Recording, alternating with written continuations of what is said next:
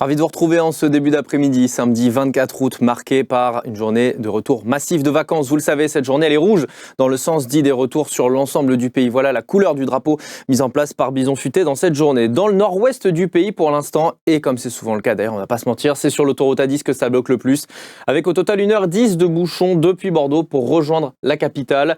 Et les points de blocage, là aussi, ils sont assez communs au sortir de Bordeaux, au niveau de Niort et aussi et surtout à Poitiers. En cumulé, donc, vous avez surtout en fait une trentaine, voire une quarantaine de minutes de bouchons d'ailleurs entre la Vienne et les Deux-Sèvres. Je ne vous oublie pas également ici au niveau d'Angers, au nord de la ville, à peu près 10 minutes de retenue sur l'autoroute A11, un autre axe important du nord-ouest du pays.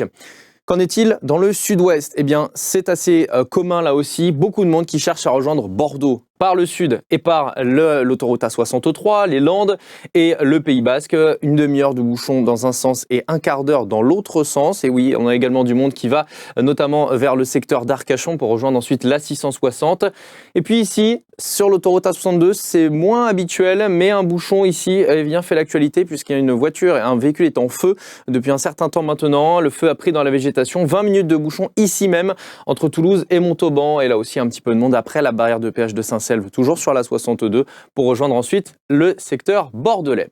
Et puis le sud-est qui est comme d'habitude assez concentré en cette journée. Le bouchon principal, il est ici, sur l'autoroute A7 en direction du nord, avec des bouchons à Montélimar, à Orange et ainsi qu'à Valence et à Vienne. On s'en rapproche, 1h30 de bouchons en cumulé, pas d'accident, mais juste, comme c'est souvent le cas d'ailleurs, une grosse densité de véhicules. On a un petit peu de monde également dans l'autre sens. Et puis un autre secteur qui bloque, c'est l'autoroute A9, mais dans le sens de la remontée. Vous arrivez de Barcelone en Espagne, vous remontez Perpignan ici pour aller en direction de Narbonne, de Montpellier ou encore de Nîmes.